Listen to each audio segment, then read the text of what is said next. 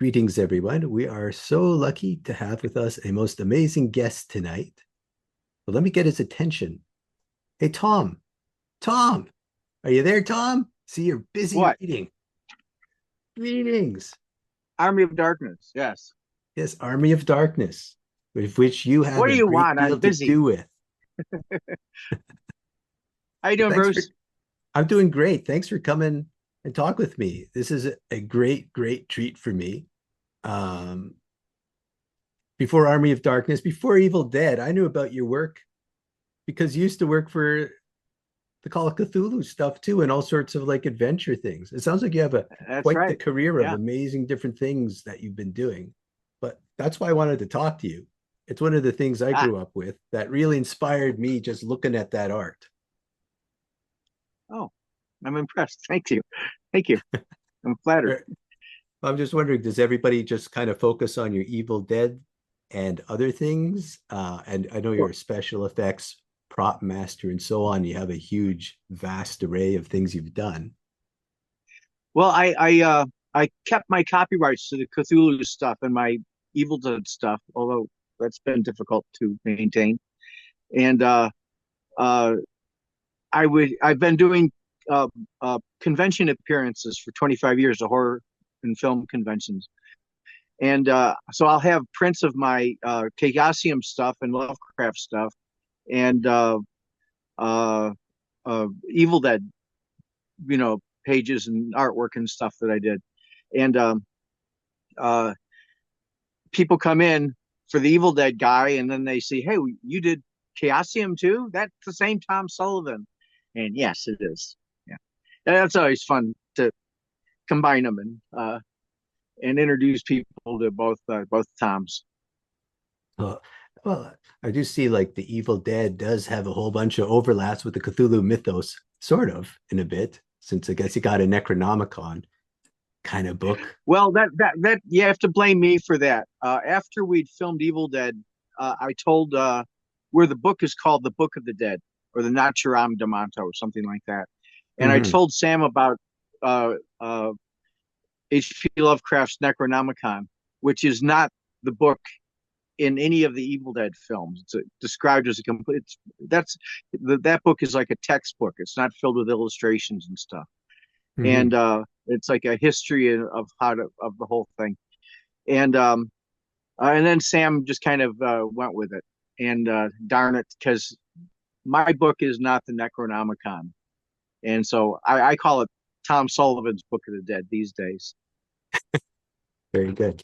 Yes, and some people used to make, I guess, get that mistaken because I guess Necronomicon, Book of the Dead names versus Book of the Dead, but you got all the Kundari demons and the, well, my other favorite prop you've made, of course, is the beautiful knife where it stabs people in the back and the blood shoots out the mouth. That was all really cool Yeah, stuff. thank you. Came up with that myself. Oh yeah. And so I was going to ask then, and I don't know if anyone has asked this to you, but again, well, I'm hoping to kind of do talking with you is look more to about again your creative process.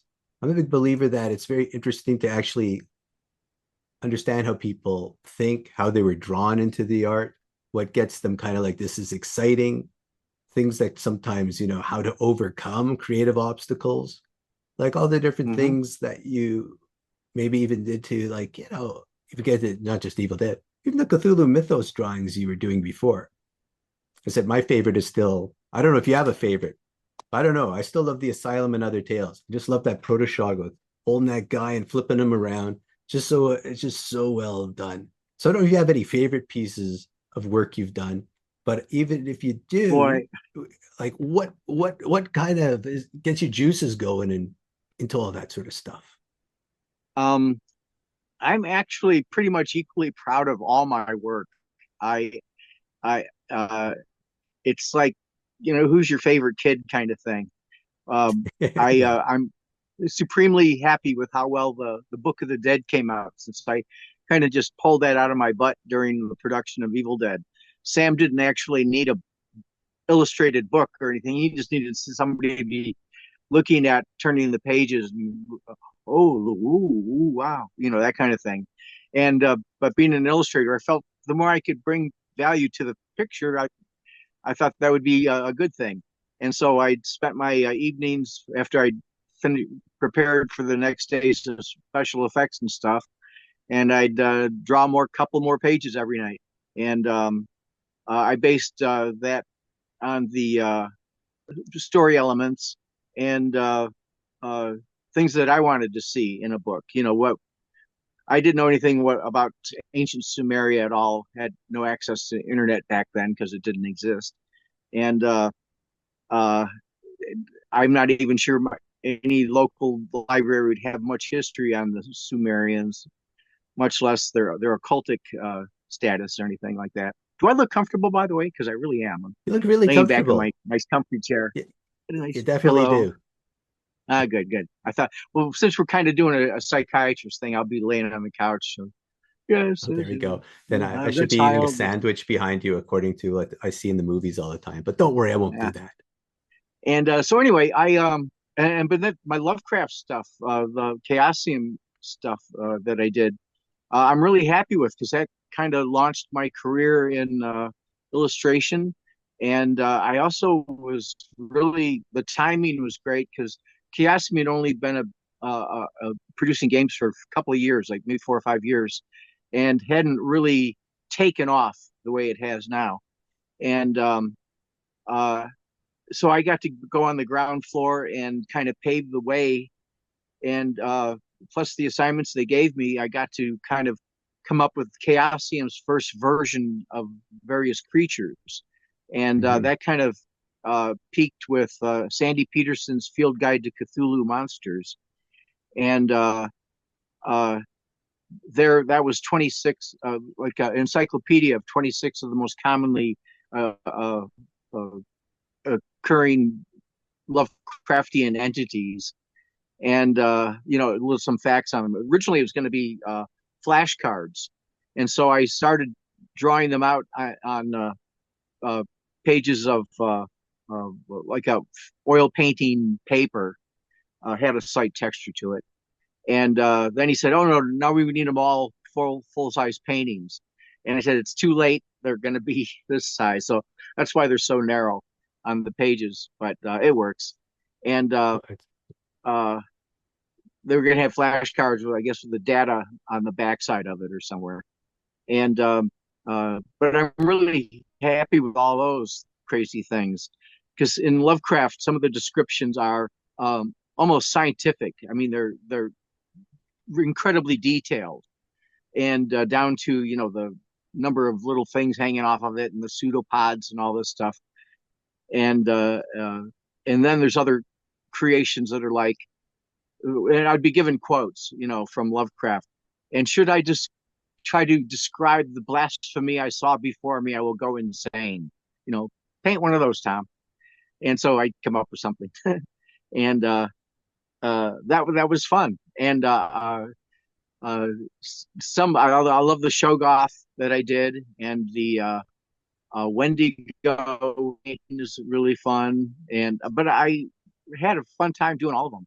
And my approach is just jump in and go for it, and find out something that goes pow, and that you think people will respond to. And I also, being an illustrator, I want my stories, my pictures to tell a story. So I want to make it easy to read. And the Book of the Dead is a good example. When Sam Raimi gave me the script to Evil Dead, it described the book as having some kind of animal leather skin and a few letters of an ancient alphabet on the cover.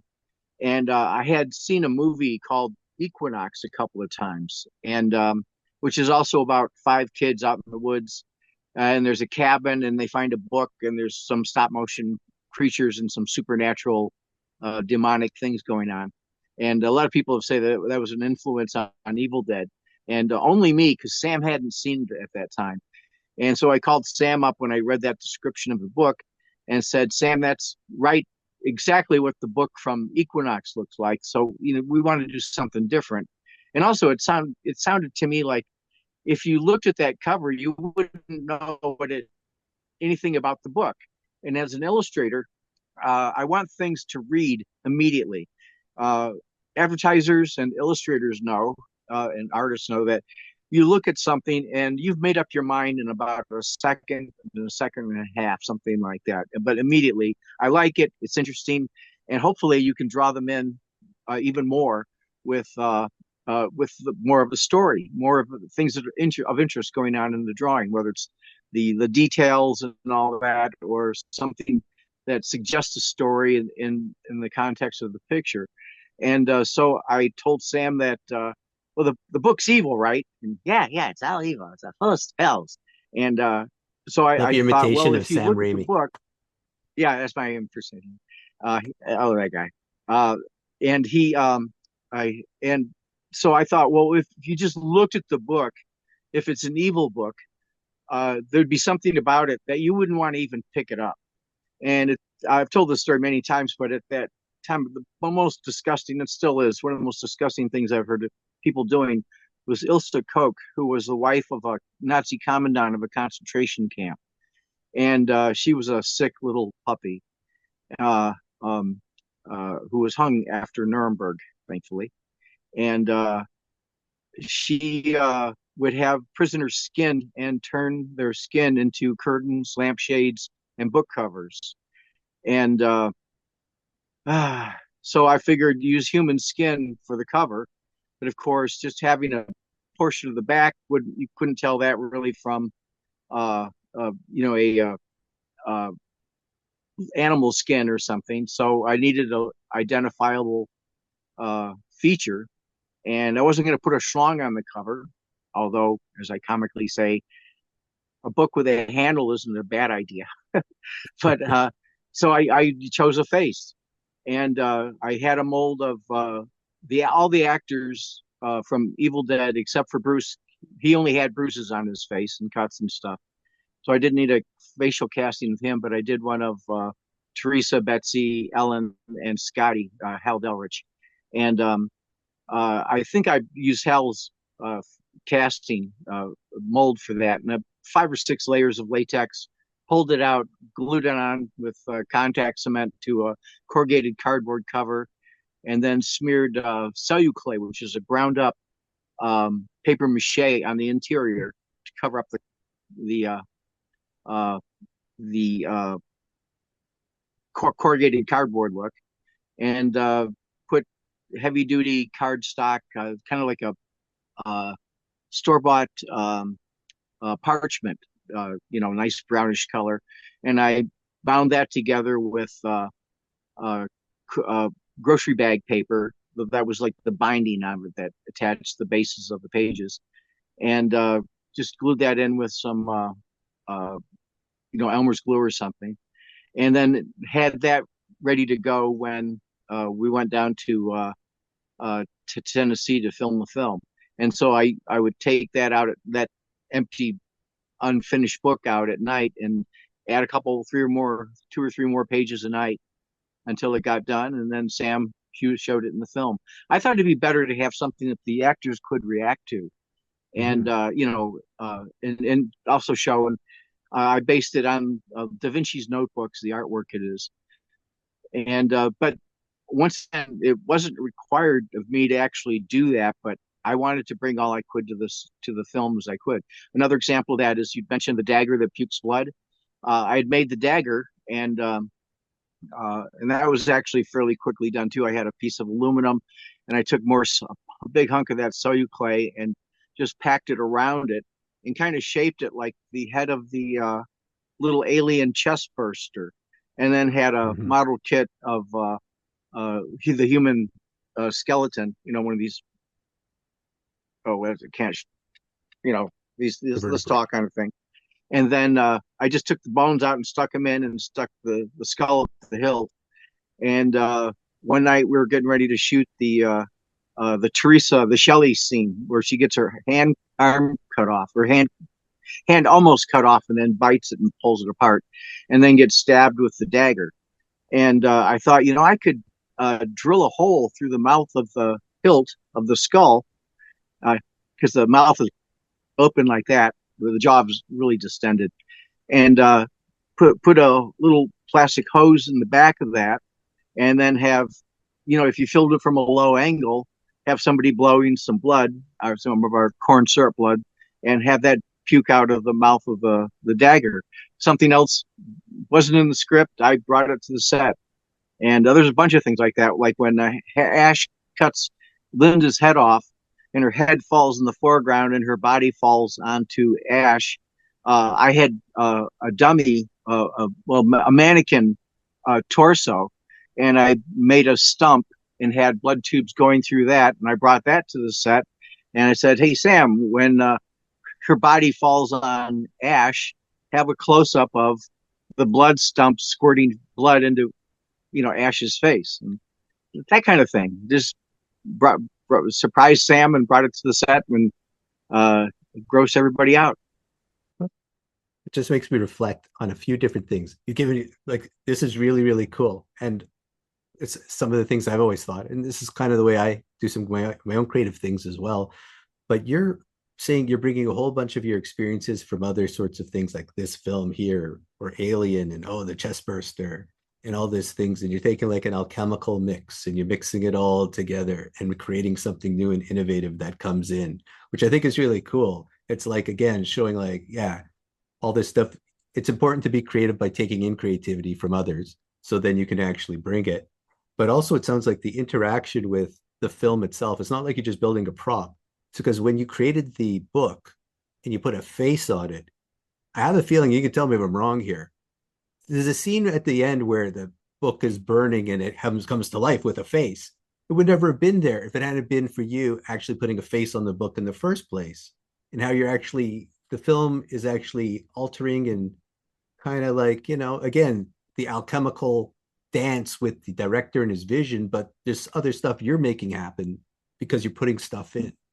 If that makes any sense what I'm saying. Yeah, Sam kind of gave me permission to be influenced by things. He said, and I've seen his career, and it's there's some of that happening because, but he said, steal from the best, but make it your own.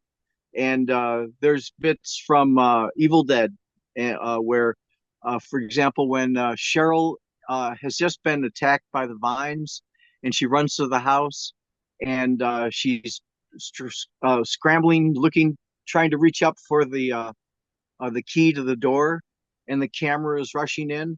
That's right out of Halloween with Jamie Lee Curtis at the door, Mm-hmm. and then she opens the door and somebody grabs her hand for a boo scare, and that's right out of Halloween. And then in Evil Dead 2, there's a scene where Billy Joe and the gang are all at the cabin with Bruce, and they hear these strange noises. They're all looking over here, come on, and that's out of The Haunting by Robert Wise. Mm-hmm. But Sam took that and made it his own. It's not like a shot for shot remake. He just jazzed it up, as Sam I likes always to do. pictured it as Cranked up the homage. I volume. mean, I always pictured it as a little homage, like you're actually paying tribute to the masters and people that you've always admired No, it's and a just swipe. kind of It's bringing not. it It's in a to kind of swipe. like, yeah, it's like, It's again, like he said, steal from the best, but make it your own. It's just make yeah. sure it fits into your film really well. And Sam's really good at that. And So so also you also have a like sense of the humor to alien the whole thing. thing too. Well, one other thing too There's about that that. whole Yeah, series is, and it sounds like, yeah. hey, this can have a stump and shoot blood in his face. I always wondered, are you also involved with the who's laughing now scene then?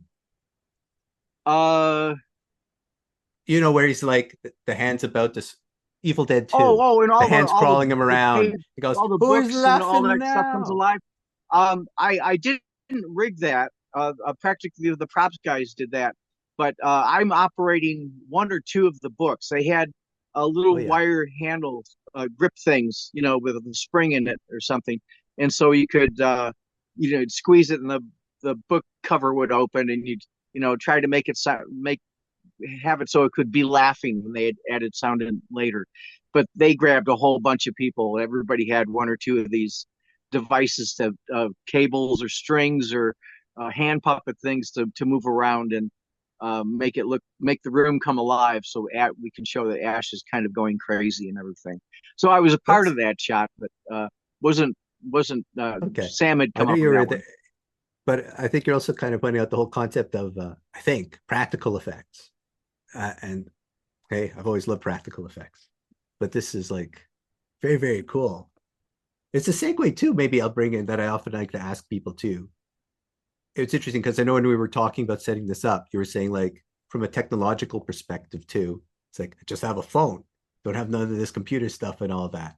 And you might be, I don't know if you're aware of all the wacky AI stuff that's come out and CGI and everyone just cranking out stuff, which Yeah. makes me kind of ill. I mean, I could see some service to humanity, but I don't want to see it taking over the actual center part of creativity. I don't know if you've Uh, encountered any of that, but because you're talking about like again, Not. all the stuff you're doing in the movies and that it's like, yeah, this is cool. And this is just a segue. I don't know if you ever saw the thing. You must have seen the thing 1982. And then there was the Oh, remake absolutely. where they Dozens of were put. times. Yeah, that remake was destroyed by the studio executives wanting to make it all CGI. But I don't know if you have a comment on any of That this stuff. doesn't bother me. I saw that, and although you can tell, just most CGI is so well done. I mean, it's not like it was back in the '80s and early '90s, where you could kind of tell the realism of it. It wasn't quite there in some of the stuff. But then you got ILM doing it, and then it looks cracking realistic. And the only way to determine what's CGI these days is by deduction. It's like there's just no way you're going to have a guy, an actor that is alive with half of his chunk of his head gone.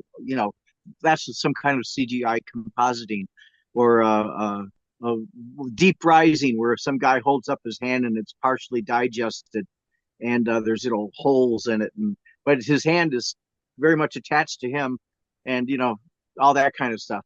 Where you can do CGI makeup, and having Haley Atwell aged at, I don't know, 90 years old or something, and uh, uh, one of the Avengers films, and uh, conversing with Steve Rogers, Chris Evans' character, and uh, they didn't even have the dots on her face or anything. They they took Haley Atwell and then had a CGI old age makeup on it, which looks phenomenal. It doesn't look like makeup, and it doesn't look like CGI. And it's reacting to her facial movements perfectly. And I wouldn't be surprised if Miss Atwell doesn't resemble that when she's in her 80s. I hope she makes it that long. Well, She's terrific. well, you're talking about again the hybridization of it. I'm talking about Yeah, too, like what I see too is like where eventually they don't need any of the actors. They just have they can just create it all without them even being yeah. there. Like when that supposedly they stole, I think Scarlett Johansson's voice for I forget who. Oh, yeah, Supposedly, yeah. like there's these things like that happening. That's what bugs me. But versus, and I could be just because I am from another era, like maybe yours too. I would love Ray Harryhouse and stuff. I don't care, it's stop, stop animation because I would be able to suspend my disbelief and enjoy it because I'm into the story and I love the story and I like the effects. Versus now they try to make it so realistic that as soon as you see something slightly off, it's like you tried too hard. Just go for the story, man. But Yeah. the, I the agree with tech keeps Ray that taking the over. stop Yeah. motion added kind of a fantastic element to the experience of the creatures. You could just tell Mm-hmm. there's something not normal or natural going on, and I thought that added especially to his supernatural stuff. But his animation, his stop motion, is so dynamic in his films, and the interaction between the live action characters and the creatures was so intimate at times. Stabbing them with things, or being chomped on, or whatever it is. And uh, uh, some of the AI stuff that I've seen that really annoys me is when they do like uh, like a 1950s version of a film, and they've got these CGI Oh yeah, characters, yeah. like doing Batman in the 30s or something. And one thing it is they're dull. It's everything's like in slow motion, And if this was a trailer for a commercial, it'd be, popping action and all that. Uh, and even for a commercial for something set in the 30s. And but once again, and it's got that kind of plastic look to it. But in a couple of years, that's going to go away. That was one of the Mhm. first, things that when the early CGI was doing, like in oh God, what was that one about the kid who got chosen to fight space battles because he won at a The video last, game? Robert, the Last Starfighter, yeah, Last and Starfighter, yeah. where they started with the CGI there was the most basic, where it was just geometric shapes of spaceships, and they didn't really try the character stuff. And then ILM did uh, uh, oh come on, the underwater thing, the James Cameron, The Abyss. Right. And the next thing was is they could do reflections and have water and all that. So they did that water creature, and that the water that came into the that submerged Mhm. submarine submerged base, with the Glen uh, with the gang, Yeah. uh, and that because that was the best they could. That was something they could do really well at that point, and have her, uh, touch it and have it wrinkle and reflect her face because they could, scan her face into it and give it that, but it wasn't going to have all the pores and stuff yet.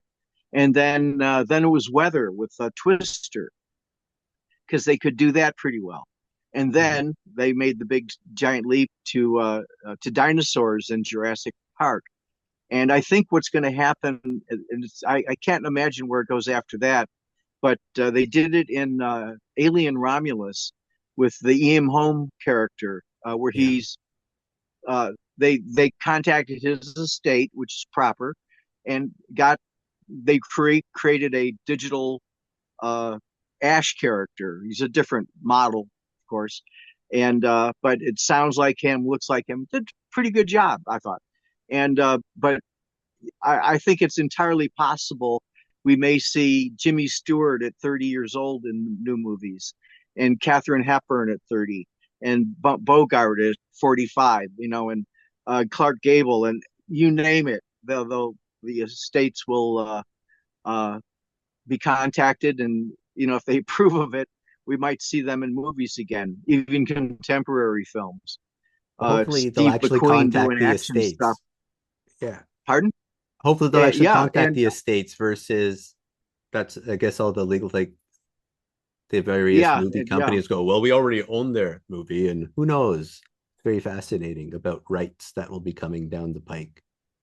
But And I'm kind yeah. of guessing that's what we may see. Mm-hmm. Um, I It's I not because of everything else they've got living things, and have you heard of the volume stages? It's called the volume. oh The no. Mandalorian used Okay. this. It was what was it was a Tom Cruise film uh, where he and uh, his wife of sorts are. It's a science fiction film, and they're on Earth, and Earth has been deserted, and Right, right. because aliens are taking over the water, and they built they're on this uh, highly elevated apartment, as it were, and because it's safe from all the horrible things down there, and but they use this volume stage where it's what it is it's a 20 foot screen of 4K television that is in a like a hemisphere, and so you can project your previously shot footage onto that, and you don't project it, you just displaying it, and then wherever you point the camera, which is actually a monitor that's being digitally sensors are telling the computer exactly where it is. So wherever it looks, that section of the background becomes high definition, real time. So, and but the rest of it is kind of lower definition, just to keep maintain, just to keep the uh, use the space needed on the computer down to something manageable. Yeah. But wherever they turn the camera, that suddenly becomes real time, super clear. And you can, it's 4K. So if somebody is looking at a spaceship coming in from the distance, they look at it, the actors look at it, and the camera can move around, and the perspectives will change according to the camera, but the actors will always be looking at the right spot. And it's astounding. The Mandalorian really expanded on that, and it has a ceiling on it too, and a flat ceiling that joins up to the screen, and it's like a 40-foot diameter set. So you can have treadmills in the on the floor, and have actors walking, and the forest is going by, or buildings, or ruins, or whatever it is. You can even put them in a cave with a flashlight that doesn't actually project a beam except through the computer, and it would shine a light, looking as though it's coming from the flashlight, and the actors can be moving around and improvise, but the shadows will light and shadows will change immediately, and it looks completely realistic. And so now you don't have to build sets; you just need to have that world digitized beforehand. But Yeah. it's all 3D, and you can It's almost travel like through it, or just pan around and look up or turn around. But you can do a 360, and it's astounding. And also, if like in the Mandalorian, the only part of the sets you had to build was what in that 40-foot stage. So it's just the things that you're touching are all the real props that you need. And it's like once again, that does away with blue screen and green screen and all these elaborate camera, having motion camera stuff to do that with. And it speeds up production. And now studios have, the special, the volume stages. You have 4 or 5 of these things because I can have them always working, as soon as you're done with one shot or one sequence, you strip it down and set up another one. You can open up the sets, the blue screens, and so now, like in what was it, the Marvels?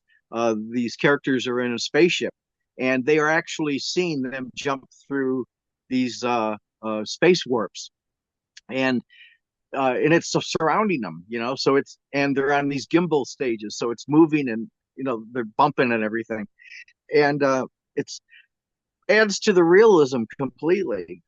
It's better than just say, okay, look at that green dot. Now that's where all these lights are going to come flashing at you. So look mhm. excited.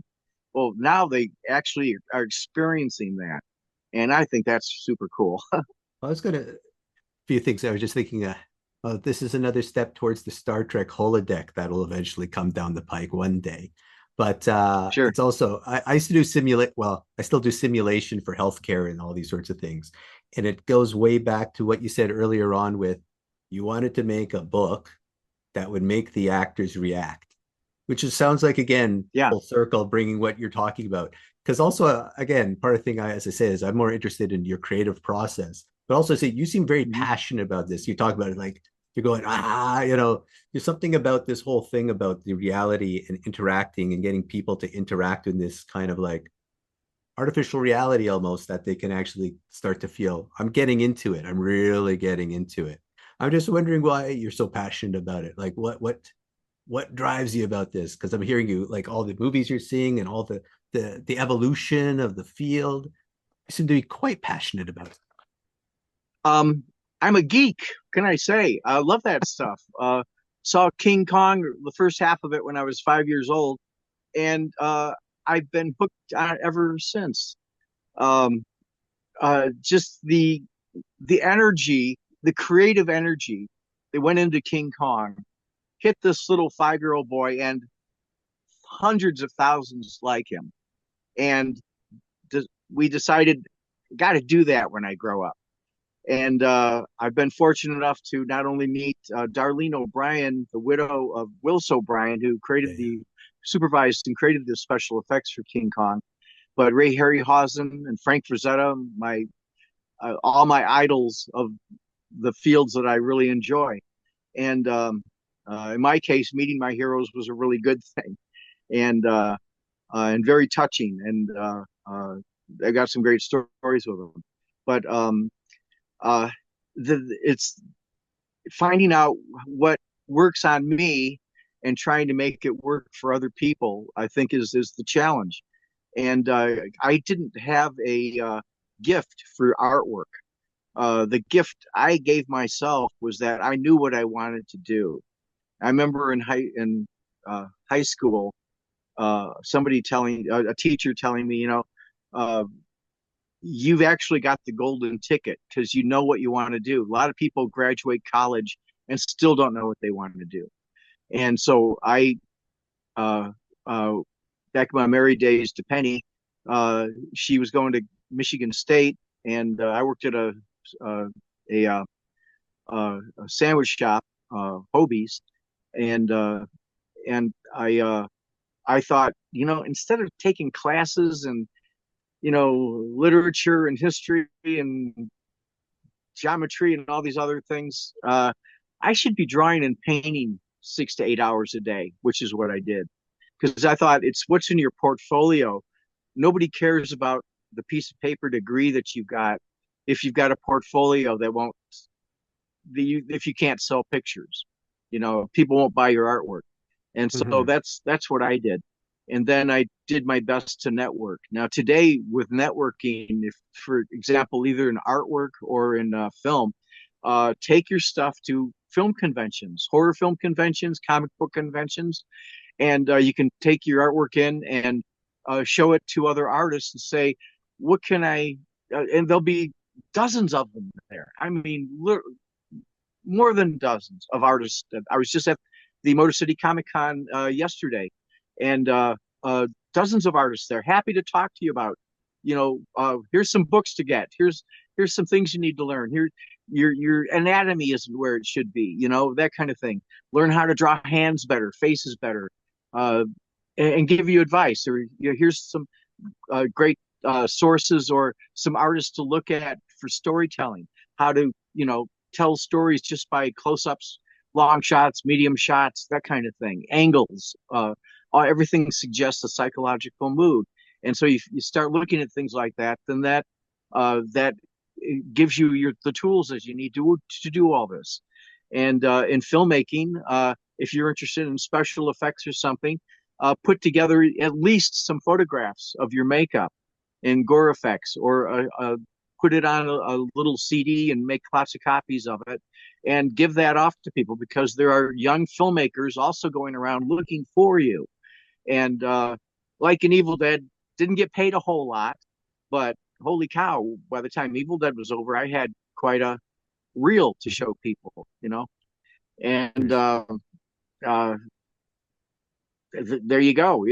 That's you just kind of build on it. But then there's the real side of it where we have to be ready. You have to be prepared with your work. You have to be amiable with people, get along with them, collaborate, learn how to collaborate, remove your ego from it.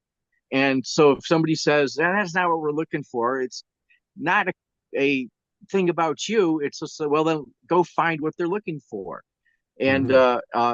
go on and explore and open yourself up to new ideas and things.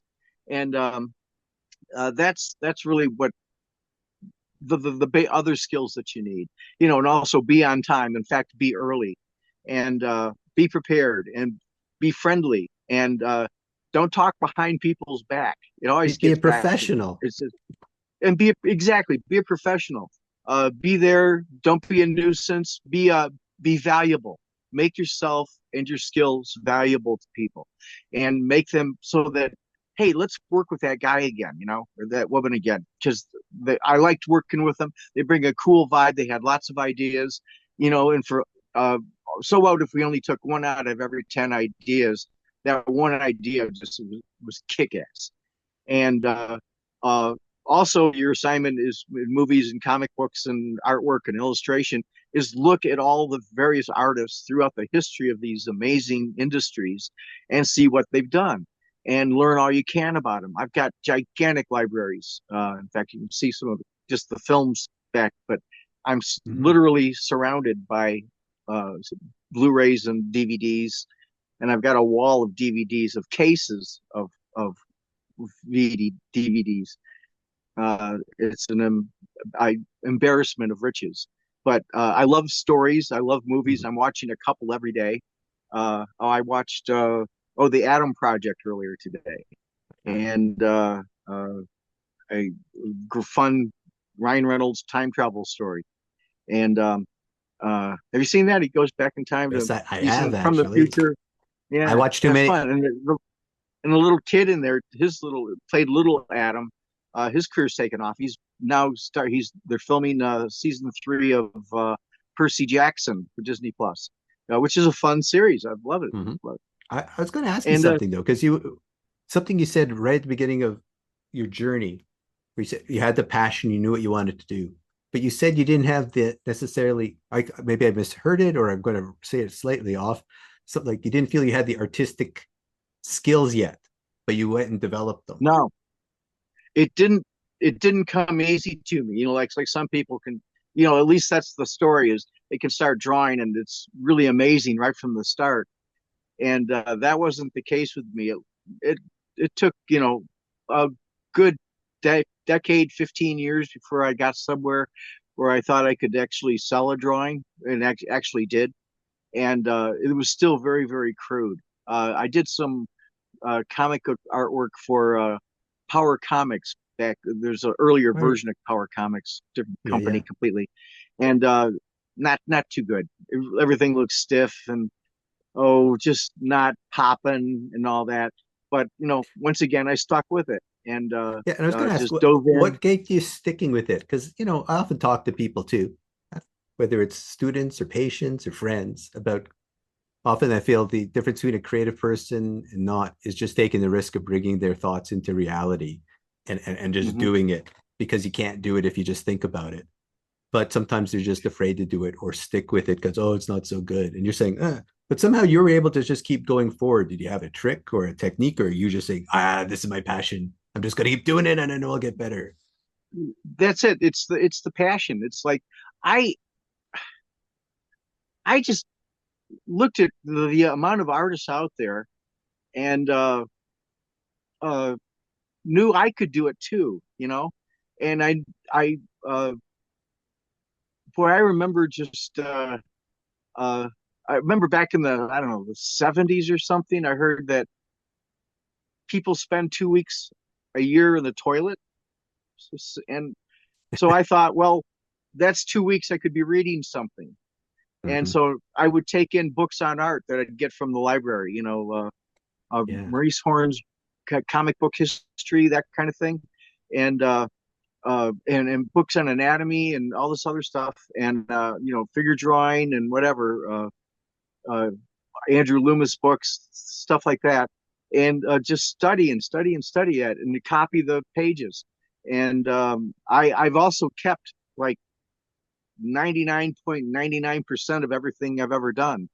Only recently have I started selling things. In fact, I just sold that asylum painting, and it's in a wonderful home now. And Ducks, if I only had, I it's guess I should, if only I reached out to you just a little bit before I decided to do this. But there you go. I would have bid. ah, and I have boxes upon boxes of my Lovecraft art, and Mm. t- totes and totes of other drawings, stuff that nobody's ever seen, and storyboards for Are films you that going to be I've putting them up never finished. somewhere at some point? And just Yeah, send I me a might link and do a series of I'll books. spread the word. Yeah, I'm thinking of doing a series of books one of these days, but I want to like publish them myself, and Yeah.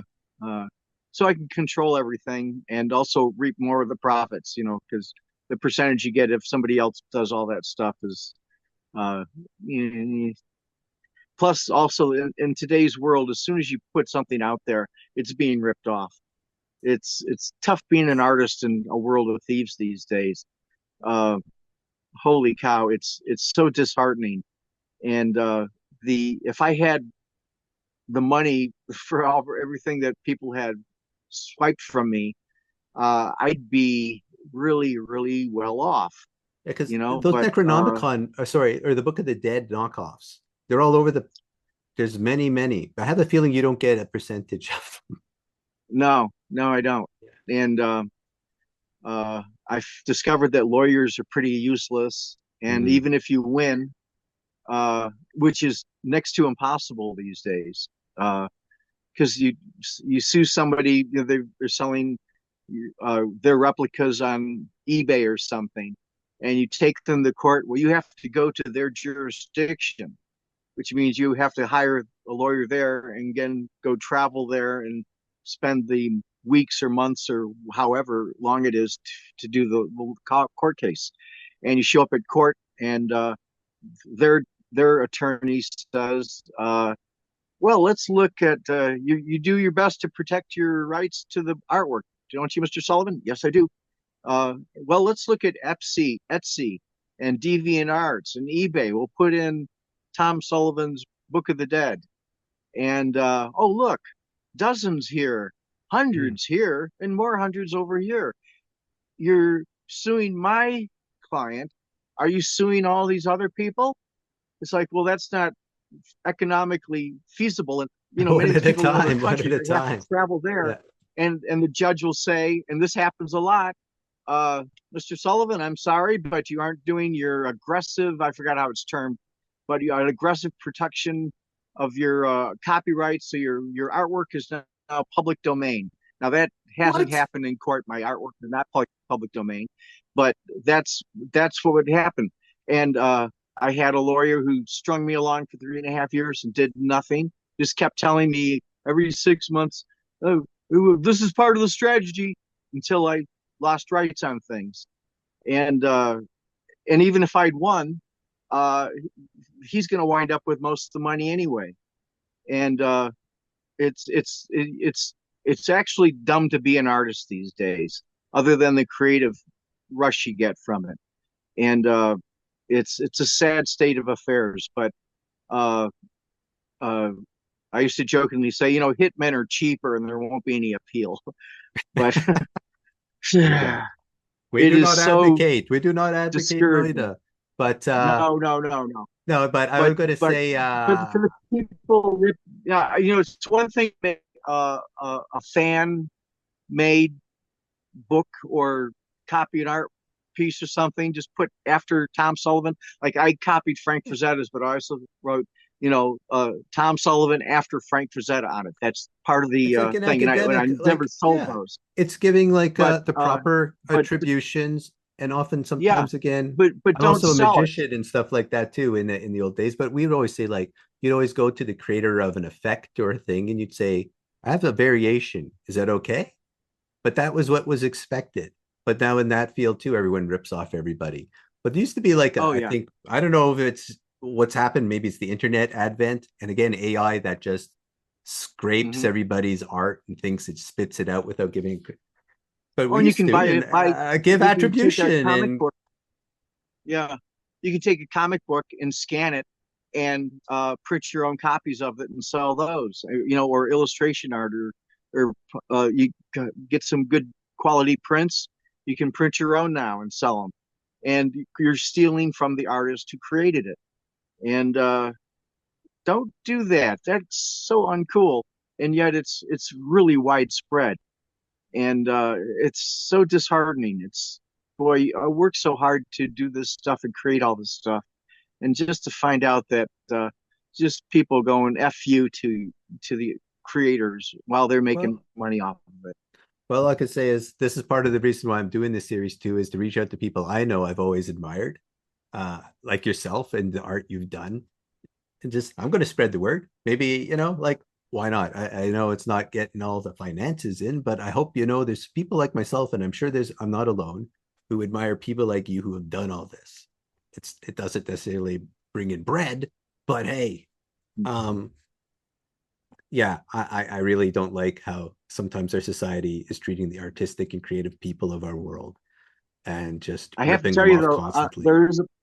there is a plus side. Yes. I kept, according to my contracts, I kept my props from the Evil Dead films, and I contacted the prop store in Valencia, California, and at the end of March they had their first auction. It was a huge auction. It was many movies, Terminator films, Hmm. Conan the Sword, holy cow, Nice. Harry Potter stuff, the Catwoman suit from Batman The, Returns, mhm. and a bunch of my props. The first of four of auctions that are going to carry my materials, and it was wonderfully lucrative. And Nice.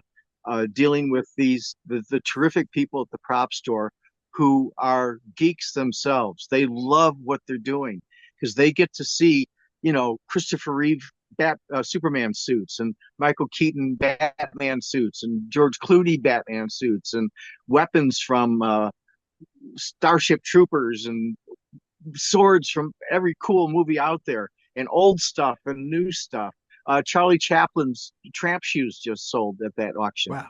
and I mean, holy cow! And but they love this stuff, and they want it to find good homes, and it's better than just rotting off somewhere, right?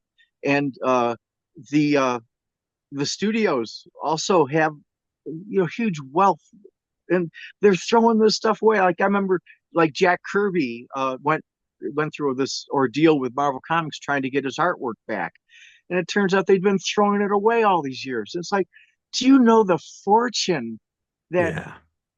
it could have gone to this guy who, I don't know if Marvel had a pension for these fellas, but I kind of doubt it. And at least they get their artwork back, right, guys? I mean, if you're done with it, and I've just heard horror stories from all kinds of corporations that people love, but who really treat their artists horribly. And fortunately, that's changing now. Where it's in the contract now, you get your originals back, and And you might even keep your characters too. there's some if you Yeah. if you contribute if you've dealt with that from the start, yeah, absolutely. Yeah. And uh,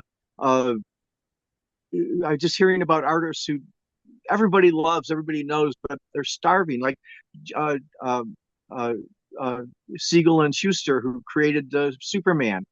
The Superman movie comes out, and these guys are living in poverty and have health issues and no money coming in. And Neil Adams went up to DC and said, "This is bullshit. You've got to do something for these guys. You're making millions off of their creation, and they're living on food stamps or whatever, and that's got to change." And uh, they wound up with a stipend every year. I heard like 50 grand or something, which for the 70s not too bad, but a portion, a fraction of what they actually their creations, the wealth of the creations created. And geez, it's just shucks. It's just so such a shame.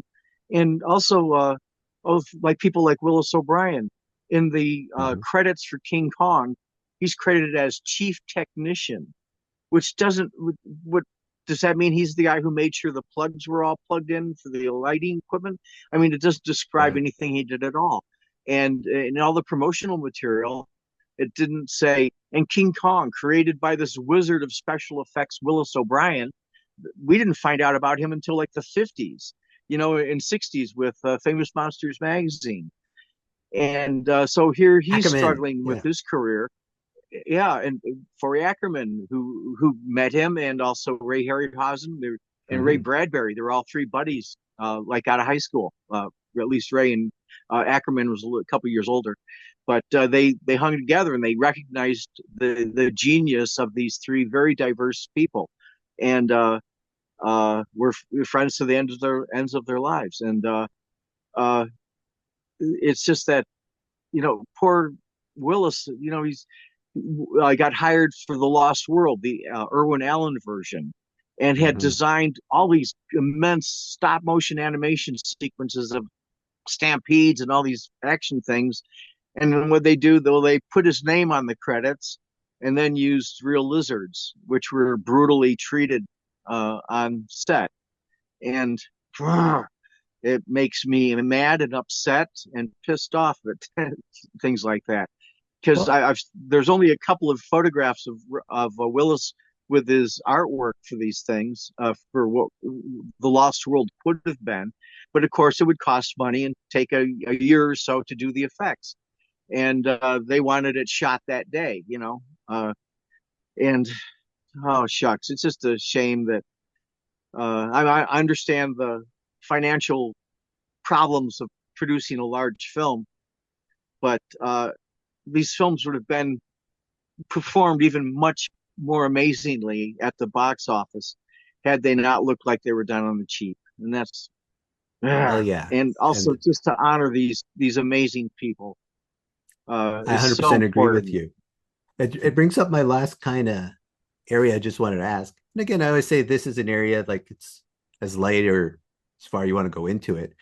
But, all the emotions you're bringing up from this and what people had to go through and the hardships. I often am wondering about, the connections between the creativity, the art, but also mental health and wellness. And Mm. sometimes if some of that somehow has an angle on either your own work or you've seen it with others in terms of it lets you cope with it, or sometimes actually creates the stress or having to deal with it. I don't know if you have any thoughts on it at all. Oh boy, that's I could write a book, but I won't. Um, yeah, Well, if mental you write a health. book, I'll buy it. I I I was married to Penny for 12 years, 3 months, 3 days, and about 3 hours. And she went sailing with some friends on Traverse Bay, and a storm came up, and she drowned. And she was my muse. Uh, she wasn't exactly interested in artwork, you know. She was more playing tennis and golf, and a journalist with a degree in uh, uh, uh, a degree in journalism, but also a paralegal.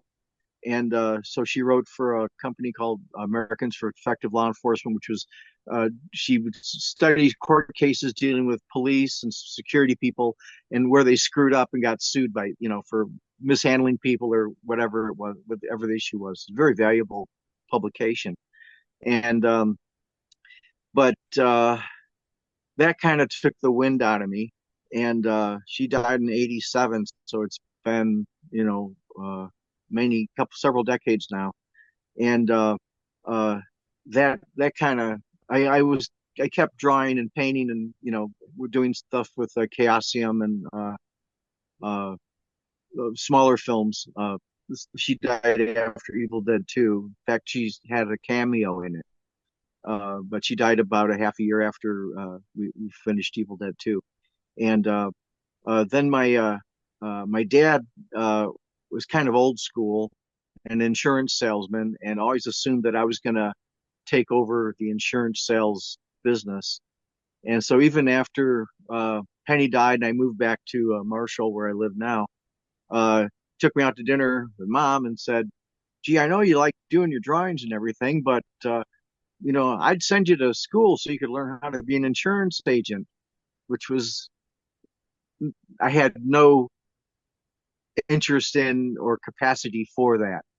And they said, "Well, you could set up your drawing table in the back and do your drawings, when you have time." And no, Dad, I've made movies. I've been a illustrator for, 10, 15 years. Uh, and that's what I want to do. And, uh, boy, I remember, he got sick around 89, 90. And I remember going to see him on what would be his deathbed. And I had all this artwork with me for a Chaosium project. And I showed him painting after painting, some of the best work I had ever done. And he looked at me and said, "How much you getting for that one? How much you getting for that one?" And it wasn't a stellar amount, but I got to keep my originals and all that. And boy, I remember walking home with my portfolio and cried the whole way. And oh, geez, that was just heartbreaking. And that actually affected my production because at about the same time, I started realizing people were ripping off my artwork, and there wasn't anything I could do about it. And other than like on eBay, I have racks of me of photocopies of eBay auctions of my Book of the Dead and other things, and uh, the cease and desist letters that I'd sent them and their responses. And like out of 100, there'll be a good handful of guys, you know, F you, what are you going to do about it? Sue me, asshole, And like I say, hitmen are cheaper than lawyers. And of course, I never hired one of those either. But it's just so disheartening. And it wasn't actually until recently I started doing artwork again. And uh,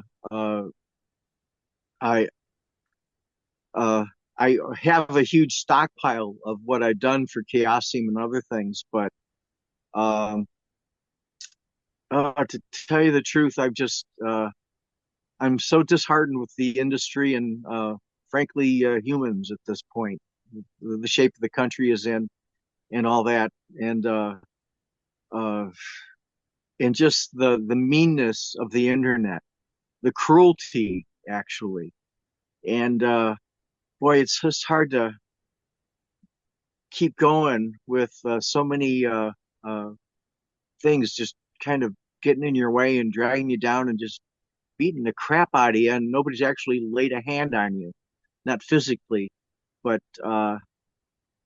gee, I know other artists feel this way, and but it's not really tactical to talk about it. But uh, Or is that maybe artists don't talk enough about it in the sense that, and I'm sorry for your yeah, losses and that you've described. Even as you said, like even like people don't necessarily understand it's not about just the money, although it is good to get paid for it. It's like how much you get for that. You don't, yeah, it's not yeah, like yeah. you're trying to become a billionaire oil man. It'd be nice if you could, However, but I mean, another but the passion of what you love doing is important. on the also on the plus side, back in 2009, something like that. I'm no, it's longer than that. I met Ken Kish, who uh, at a cinema waste at a no Motor City Comic Con. I was just there as a visitor, and I was walking around and I see a really cool T-shirt uh, with an image from a kind of the close up of Cheryl, Ellen Sandweiss's character from The Evil Dead, in her Mhm. Deadite makeup in the you know uh, the trap door of the basement. And I walked up to him and I said, "Did you do that artwork? Because I created the makeup for that." He goes, "You're Tom Sullivan?" I go, "Yeah, yeah, it's cool to be recognized." And he said, "I'm thinking of doing a convention next year or so, and would you want to be a guest?" And I said, "Sure." So I gave him contact information, and I was the first guest at Cinema Wasteland, and I just was at the last one in April, and I'll be at the 25th anniversary of Cinema Wasteland in October, 3rd, 4th, and 5th, or something. It's the first Friday, Saturday, and Sunday in October, and they give me every year they've given me my own room, and it's called the boardroom there, and my friend and also Evil Dead historian Pat Reese, and he built he's a genius. He's great and transportation guy, and he built my racks and all this other stuff. And he has displays because he collects the toys of all this stuff. And we used to show my props, but of course, the prop store has all those now. But meeting fans who don't rip you off is a really cool thing. And Mhm. hardly a show doesn't go by where somebody walks in and shows me their stuff and says, I'm an artist now, or I'm doing special effects now because I saw your work on Evil Dead. And I've even had a couple of incredibly talented, like beyond my scope artists, and I won't mention their names because, but saying that they never thought of being an artist until I saw the Book of the Dead and Evil Dead, or or wanted to do special effects. And now, and the last one in April, or no, last October, a kid told, no, there was one in April, said, he came into Cinema Wasteland when he was like 13 years old and told me he wanted to be a filmmaker. And then I gave him a bunch of, we had the discussion. I gave him a bunch of encouraging advice and all that. And at Cinema Wasteland, he was premiering his second movie. And his first two films had won local Best Filmmaker awards. And cool. It was so cool. And there's a guy, Jim Lombardo, who came in when he was 15, and he was a big fan, and was making stop motion movies. He still is. And back in those days, what they were was he would build little corrugated cardboard cities and make little wire figures and give them machine guns and do stop motion where it would be like a little, he'd glue on a little bit of yellow cotton for the gun flashes and everything, and have them just shoot each other for to next lined up to heavy rock metal music. And he's gone on to do. He makes these little tiny, really tiny little wire figures of characters from movies and things. And he's gifted me one like every year. But he also made me a book. It's not the Book of the Dead. He and I love him for this. He did his own creative thing, and it's so cool because every page is different. He took like a regular book and did his own cover, but then drew on the pages and made each page completely different. Some of it's filled up with words, some are drawings. One is when you open up the page, a little figure pops out. He like carved in a little space, a little cut out little squares in the book so that there'd be room for it to lay down. And when you open it up, it pops out. And just cool stuff like that. But that I inspired somebody to be creative like that. And there's an old Da Vinci thing where when he was a student, one of the other students eventually who befriended said, our old master, you've surpassed him in like every way. And Da Vinci said, well, it's a poor student who doesn't exceed the master. And apparently that's happened with me too. The energy I got from King Kong went into me, came out for the Evil Dead and my Chaosium art and other stuff, and then infected other little people. And they grow up and they do their own thing. And that's going to spread on. And I think that that creative energy, because wherever Willis O'Brien got his stuff, it's passing along, not through me, but every Well, it is through employee you at too. ILM, Yeah, and but just there's thousand well, you're one of the good industries. people that actually celebrates everybody's creativity and doesn't find it as a competition, Yeah. but more as a collaboration. But I was going to ask, how you were going through that dark spell and seeing all this. Was it, and then you saw that shirt. I guess until that point, you never realized maybe people thought, hey, we really admire you. And you got a whole fan base. And for all the ripoffs, for all you know, those ripoffs were making you like an internationally, they didn't know who made it, but who made this thing? Oh, it was Tom Sullivan, even though it's a ripoff. Yeah. I mean, like it's a worldwide phenomenon. I don't know if you ever like said, hey, wait, people actually admire my work. It was that like whoa, Yeah. couldn't believe Um, it. Go figure. There's also dealing with the mental illness stuff. And about a month or so after I met Frank Frazetta, I was in a car accident. Uh, Mhm. I'm not sure exactly what happened. There was no drugs or alcohol involved, but I went off the road and hit a tree. And I don't remember. I woke up in a hospital 2 hours later, and apparently I'd been talking to people, but I had at the hospital after the car accident and everything, and but I was I had my seatbelt on, and so when I hit the tree, and I was going like 45, I snapped forward, and my face looked like a big bruise. It was all modeled for about 2 weeks. And I uh, I lost 2 hours. I still can't remember what happened during that. But apparently, I was talking to people and talking to the nurses, and then at one point, I go, "How did I get here?"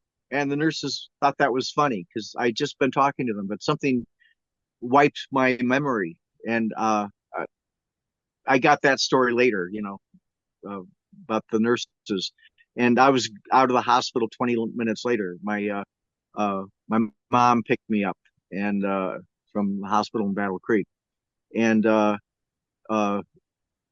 I went around. I was still in shock from the car accident, and I actually thought I had died, and this is just the transition period because I felt so out of my body. I didn't feel like myself, and I had a concussion and a severe head injury. No cuts or anything, but Right. The my traumatic brain head got injury. jogged Yeah. really well. Yeah, and diagnosed with PTSD, and which I still affects me. Like I watch a movie or something, and I'll cry like a baby. I cried at the end of Spy Kids 3. I don't even get me talking about why, because I'll cry again. But I mean, just movies really work on me, which is not a bad thing. But even talking about films and sequences and stuff, and my friends will tell you, I'll just start getting choked up about it. And like in PTSD, I remember seeing a documentary about World War II, and they were talking to fellows who were being treated for shell shock, is what they called it back then. And I remember a gentleman talking about how, if he starts talking about things in the war or his family, he'll just start crying. And the doctors called it melancholia, where you just kind of submerge into your emotions. And not necessarily anger, but uh, uh, just that sadness, and that affected me also. So, uh, with all the other things going on, death of my wife and death of my dad, and his missing what I who I was, uh, that kind of put me in a tailspin. And it wasn't until I started doing the conventions that I started getting that back. And then more jobs came up, and I've even acted in a couple of movies. I've got an IMDb page and everything for acting, art direction, special effects, stuff like that. And uh,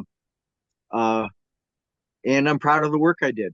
And I've even done a little theater. I was the creature Frankenstein in a play that we did down in Union City in a circus tent. It was kind of cool. And uh, I was the creature. I got the job because I could not only act well enough to do it, but uh, I could do my own makeup too, and they wouldn't have to pay me for that. So that was fun. Well, And again, but it I was mean, good being a creature.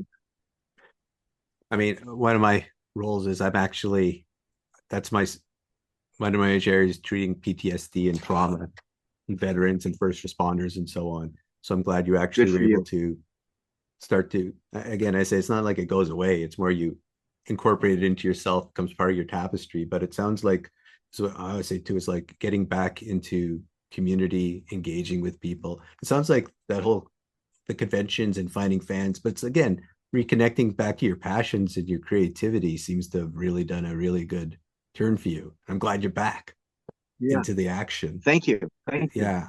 And I'm now a writer. I've written several scripts. Nothing's been filmed, but it's a great release of ideas because I wanted to and I'm on the third revision of my Great American Novel, and I've been developing ideas for a couple other ones. And storytelling to me is a really important thing. I just got a book. What's it called? Uh, Let me see if I can spot it here. Um, Stories Are Weapons, I think it's called. Hmm. It's about the history of propaganda. An Oh yeah. amazing book, and how the myths we created around ourselves, and also written by professionals trying to manipulate people, how effective that has been on shaping how we all view reality. And to me, I had this idea way back in the '80s about how uh, movies can, and stories and things can affect how we perceive things. And I use the movie Bambi, Walt Disney's Bambi, as an example, because before Bambi came out in the early '50s, as I recall, and as before that, deer hunting was like a bonding experience with a dad and a son, or a way to feed a family, And but 20 years after Bambi comes out, we have PETA and we have Greenpeace, where suddenly uh, people's perception of animals have changed. They're not just food or you know pelts or something. It's gee, they're characters. They're like people. They've got moms, and when moms get killed and die, they feel bad about it. They've got friends, and develop relationships and all that stuff, which they do. And they have an intelligence. It's their own brand of it, but it's very real. I mean, anybody who's owned a cat or a dog knows they're generally smarter than us. And but it changed how things go. And so that's in my stories. That's what I'm trying to do, is create stories that will hopefully affect people positively to look at the world in a different way. And I'd love to tell you right now, but I can't. But No worries. Maybe I uh, can have a future interview so, with you when you're ready to launch some of these things, or they're coming out. yeah, yeah. Well, my first book is uh, it's so challenging to the powers in the world that many of them are going to want to kill me because uh, I, my character takes them all on with some special abilities, and it gets do-overs for his failures. And it's a complex thing, but I find it to be a really fun read, and it moves like it's uh, uh, it's like reading a comic book. It's not filled with descriptions and introspection, although there's some of that. It's the action of what this character's doing and how he keeps failing, and despite his abilities. And to me, that's a lot of fun. And but also, he's presenting ways that humanity can save itself from each other, uh, except that there's always like a something lacking in humanity that defeats it. And so there's that one. Then I've got another one It, working it, on about a I was just plot going to to say this overthrow sounds so the much. fascist governments of the world. Well, but I was just going Pardon? to say, just like a reflection on our entire conversation tonight about, as you said, you going forward with your passion. Maybe you don't have all the skills. I've gone through all sorts of like tribulations and issues and things you describe. Again, I believe because when I write or create stuff too, I know well, yeah, it's a I'm talking about myself in some way and in some Mm-hmm. strange form. But it sounds like a really cool journey you're going to be writing about. So I look forward to it. Now, Yeah. see, I could keep you going and going, but I know I was supposed to do this. I only said I wanted to take an hour of your time, and I know we've gone longer. I'm happy to keep going, but on the other hand, uh, maybe as I said, I'd love to get you back when you got some of this, more of this stuff. Also, I'd love to kind of anytime you are going to appear anywhere or you're going to be selling more of the things, let me know, and I'll just spread the word through my networks about it too, because I would love to kind of keep promoting all the stuff you're Okay. doing whenever I can. But is there You anything I bet. don't Well, know we're after we? friends on Facebook now, right? Yes, we are. So Let's okay, stay that well way we're too. connected that way. And But yeah, my next appearance is at Cinema Wasteland in the first weekend in October. I okay. think it's the fourth, fifth, and sixth or something like that. But in Strongsville, Ohio, there's a website for it. It's a drive-in movie themed uh, horror film convention, and Ah, they show movies day all day long from the morning till 2 in the morning, and it's always been a very cool atmosphere. It's not a huge, gigantic one convention, so but like when the celebrity guests there, you get time to actually talk to them, not just in a line to sign something and see you later. You actually get time to talk to them, and which is a big plus. And they get some terrific actors, and once in a while, a porn actress or two. And but it's a much more intimate place. Tremendous dealers, people selling really cool stuff there.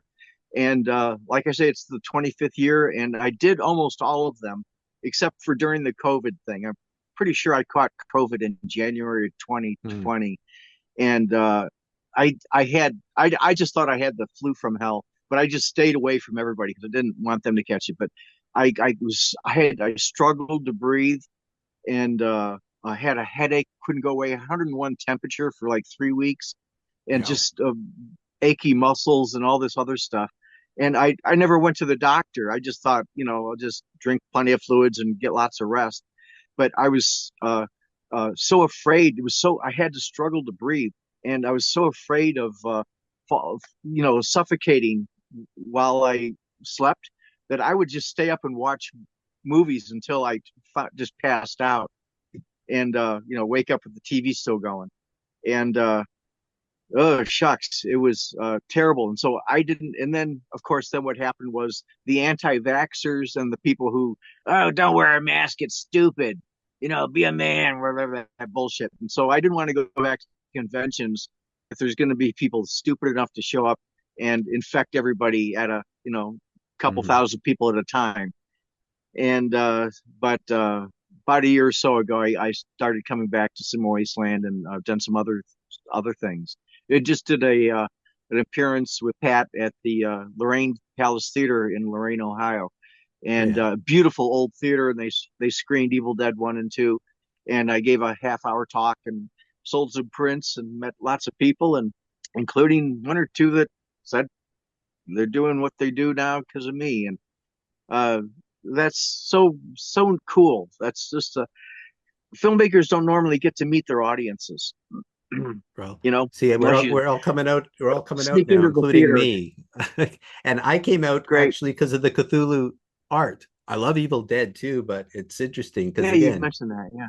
yeah, it's like that's where I first Well, saw you're your a fan stuff. from way back. Yeah, I'm a fan Oh, from great. before Evil Dead. Yeah. And now that I know I you'll just be did selling your art again, just let me know when you're up for auction or whatever again, because I want to keep an eye on that. okay. The next prop store auction is in September. They don't have an exact date yet, but it'll be then. But there's going to be three more auctions of my stuff, and I'm going to be selling my paintings through me. Uh, Ah, okay. and Are you going to have a uh, website or something with them uh, posted up? boy, I'm not sure how I'll handle that, but something like that. Yeah, I'll figure out how to put a website together. Just let me And know when. I won't tell anyone till I buy something, and then I'll tell everybody else. Okay. yeah, Well, okay, and I'll okay. tell everybody, I guess. But no, Thank you. no, for sure. Any last thoughts or comments before we wrap up for this Boy, great interview? Well, I think it's great. um, as much as I enjoy being an artist, and I want to encourage other people to follow their artistic interests and everything, we need lots of people who are doctors and engineers and even welders. We've got a complex world out there, and there are any number of very important uh, contributions that you can make.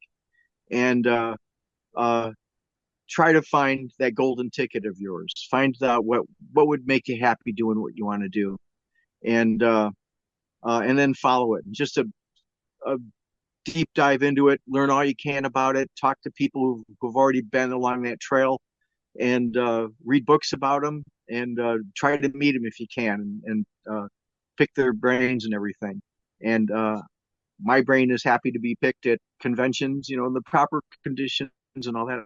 I kind of like the status of celebrity I am because, like Bruce Campbell, he can't go through an airport without being mobbed, or having a dinner or something without somebody, Mr. Campbell, would you sign this? Well, can you wait till you know, and that kind of thing. Whereas I show up and people are great at conventions. They're polite, they're courteous, uh, and we can talk. And I'm happy to learn about them and find out who they are, and listen to their stories about what the films that I've worked on and the artwork I've done has meant to them. And which is so, what an unbelievable gift, you know, to give somebody. I told the story about Sam Raimi and Scott Spiegel and Larry Fine of the Three Stooges. Mhm. Want to hear if, if you got a Sure, minute? I do. Um, it would have been around 75, and Sam would have been like in high school or something. And Scott Spiegel is also he co-wrote Evil Dead 2 as a director, good friends with Quentin Tarantino.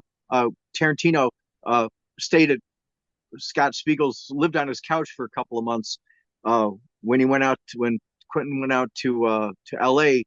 to make it big. He didn't know anybody, but I heard that he figured, hey, I bet the guys from Evil Dead are cool, and they were.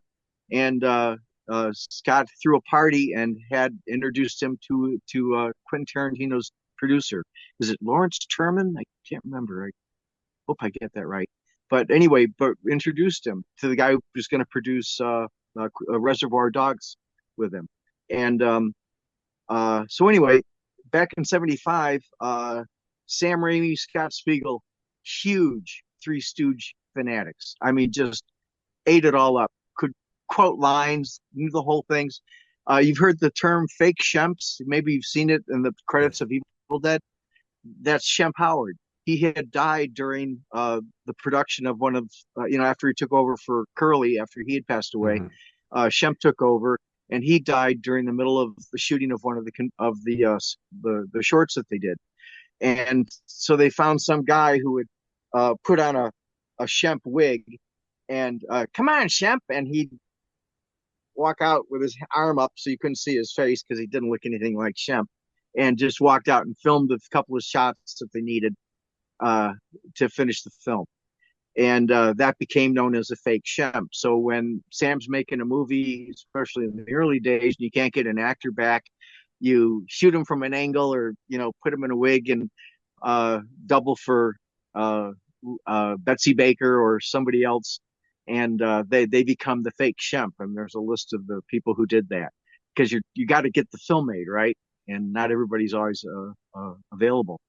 And That's true. so they grew up on the Three Stooges, and Sam's early 40 or so early films are all screwball comedies, a la the Three Stooges. And he hadn't done horror until I about the time I met him, and that became a way to get into filmmaking, because drive-ins needed two or three movies a week, right?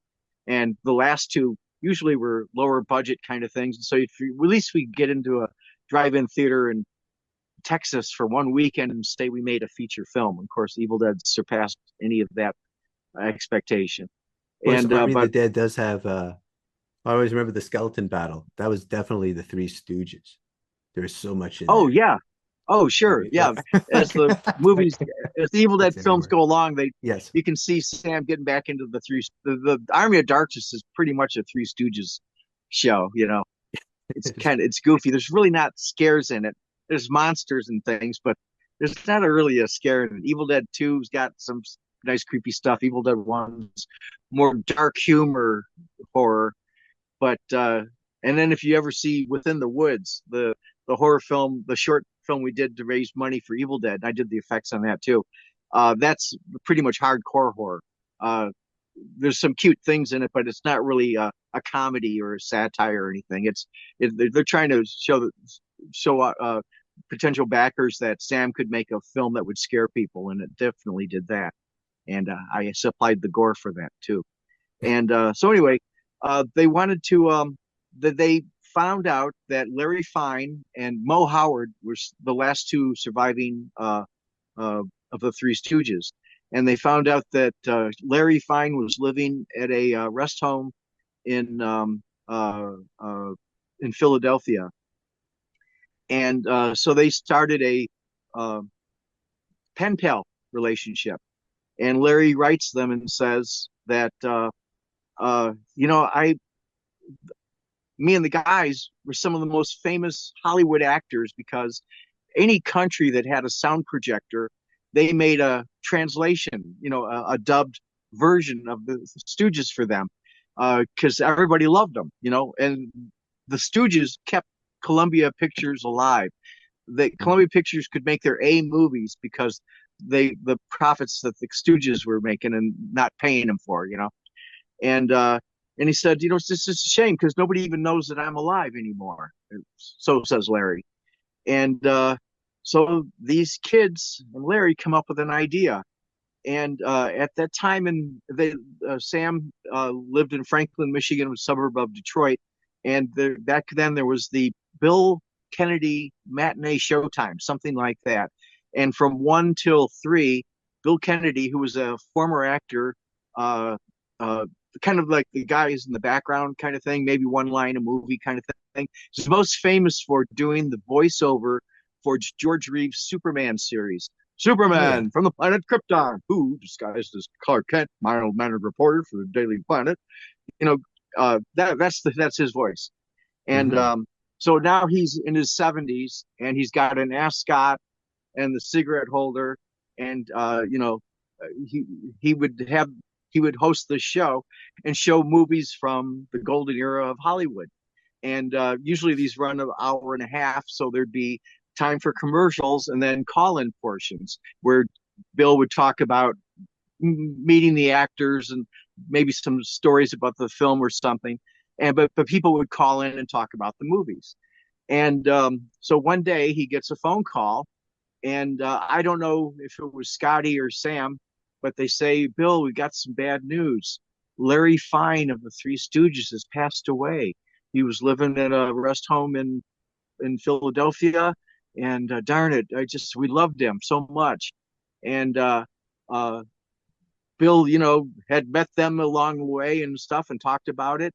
And for the next 2 weeks, that's all people called in and talked about was, oh no, Larry Fine. It made the local papers, made the local news. And Bill had the scoop on it. Why? It wasn't true. So 2 weeks Mm. later, Bill's show is on in the afternoon, and he gets a phone call. Bill Kennedy, what do you got? And says, "Hi, Bill. This is Larry Fine. I hear I'm dead, but I'm feeling a lot better, or something like that." And uh, I heard that there was all this outpouring of fans, and I'd love to hear from him. And he gives his mailing address at the rest home. Here comes the melancholy. And so within a week, the post office delivered 3 or 4 huge bags of mail from fans. And he passed away about 3 months later.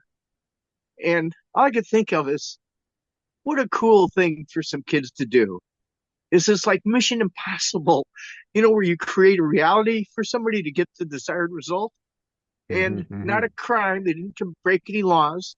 They bent the rules a little bit, but they got an old man to know how much his fans loved him before he passed away. And I love those guys for that. What a cool story. And uh, I think the point again too is like, yeah, it's nice to give appreciation to people you actually appreciate. And yeah, people often forget to yeah, do that. And that's all sometimes it requires to have someone keep on going when they're going through a dark time. absolutely. Yeah. And boy, I keep reading about stars who died alone, and uh, I or reading or hearing about like the old Hollywood rest homes, and then they'd empty them out because somebody bought the property to turn into condos. And so where do these people go? And I could think of is, what you should have done is set it up so that maybe once or twice a month, those that felt up for it could come in, could, open up at the cafeteria and have people, their fans come in and have them sign stuff or talk to them and just Hmm. lift their spirits. Let them know what you did, even as a cameraman or a sound guy or a background star or one of the actors in it, that what your work meant to me is so much. You have no idea how I look what it did to me. Well, just watching King Kong, I've seen it I, a couple hundred times. I've probably Hmm. watched it more times, frame by frame. on VHS and DVD and Yeah. Blu-ray now, and uh, and that that these are important to us. And also, it's such a positive stuff because these stories tell us about ourselves. They tell us about what we're interested in, what we're fascinated in, what amazes us, the spectacle, the different worlds that it takes us, whether it's Oz or uh, Louisiana in 1830, or whatever the world it is. I just saw Sinners, showed me Hmm. another world I not part of the world I was from, but I was fascinated by. What a terrific film. And uh it just transports you when it's done right. And most of them are. And even the ones that are bad, we can find a lot to love about. And Hmm. at least they get an A for effort because it's tough making a movie, you know, and much less getting people to see it. Yeah. That's I go to the I go to I'm lucky in Toronto we have the International Film Festival. And the reason I like Yeah. going is I often will see films that never get released. You will only see it there and it never gets distributed anywhere. And as you said, it's like just keep on trying and they're making all these wonderful things. And I said, Yeah. the more we can And share about now we've got people's streaming where journeys, we the can better. see more of those films. I hope somebody figures out, let's take the films that people aren't watching and get them out there because Yep. there's an audience for them. There is somewhere there's an audience for them. Mm-hmm. Well, thank you so much for this. So this has been excellent. And it's really great to finally talk with you. Um, and I'm glad to hear that other people are saying, "Hey, where's Tom?" They're all looking for you now, trying to get you out doing stuff, which is Great, great.